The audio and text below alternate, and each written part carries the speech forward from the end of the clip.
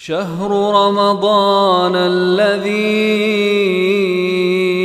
أنزل فيه القرآن. بسم الله الرحمن الرحيم.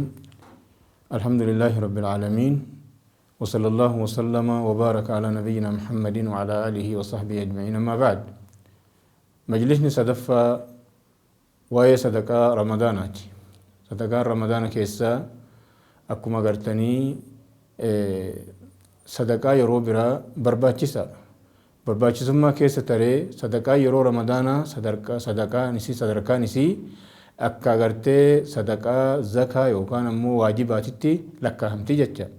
Rabbiin kenna ki jedhu warroonni misaan fakkeenni agartee warroota kennatanii duniyaa isaanii karaa rabbii keessatti كمثل حبة أنبتت 7 سنابل في كل سنبلة 100 حبة والله يضاعف لمن يشاء.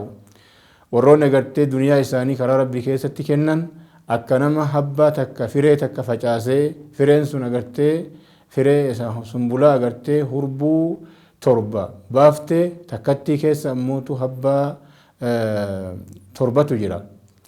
Sumbulaa baaftee yookaan ammoo daraaraa baaftee daraaraa san keessatti ammootu habbaa firee 7 kan qabu. Rabbiin ammoo abbaa fedhee sanii oluyyuu dachaa godhaafi jechuudha.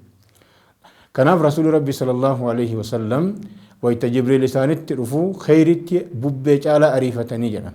bubbee caalaa khayritti ariifatan rasuulli rabbii sallallahu alaihi wasallam sadaqatti ariifatanii zikritti ariifatanii waan agartee khayraa taate hundumatti ariifatan jecha. Kanaaf ammallee hadiisa biraa keessatti man faxxara saa'iman kaana lahu al-ajru, namni agartee nama soomu faxarsiise ajrii guddatu isaaf taha, ajritu isaaf jira.